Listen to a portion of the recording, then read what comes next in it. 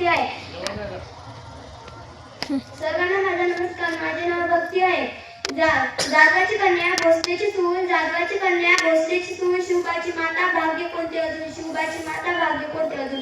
हिंदवी स्वराज्याचा पताका नभी अभिमान डोलते, लक्ष देऊन एका मी जिजाऊ बोलते, मी जिजाऊ बोलते.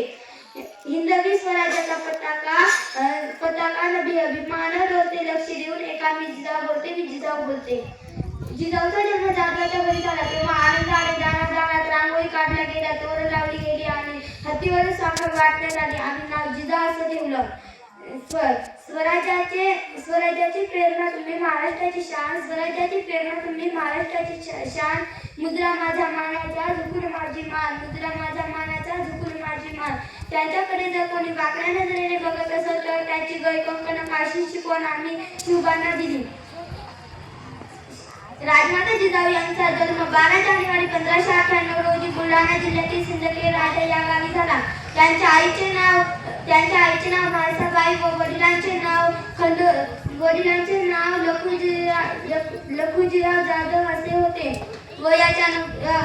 त्यांचा विवाह हरिश्चंद्र 1605 मध्ये वेरूळचे शहाजीराजे यांच्याशी झाला. जिजाऊने शिवबांना लहानपणापासून उत्तम संस्कार दिले व त्यांचे व्यक्तिमत्व आदर्श घडवले. आम्ही पाहिलेलं स्वराज्याचं स्वप्न ते त्यांनी पूर्ण केलं. थोर तुमचे कर्म जिजाऊ उपकार कधी न फिटणार, थोर तुमचे कर्म जिजाऊ उपकार कधी न फिटणार. चंद्रसूर्य असेपर्यंत नाव तुमचे न मिटणार, चंद्रसूर्य असेपर्यंत नाव तुमचे न मिटणार. राजमाता जिजाऊ या स्वराज्याच्या प्रेरणास्थान होत्या. त्यांना माझे कोटी कोटी प्रणाम, कोटी कोटी प्रणाम. राजमाता जिजाऊ या शूर आणि हुशार होत्या. मराठा साम्राज्याचा इतिहासात जिजाऊचे योगदान मोलाचे आहे. जिजाऊच्या प्रेरणेतून शिवरायांनी अनेक लढाया जिंकल्या व महाराष्ट्राच्या मागे स्वराज्याचे भगवे निशाण उभारले. राजमाता जिजाऊने दिलेला संस्कार व शिक्षणामुळे शिवरायांनी अनेक लढाया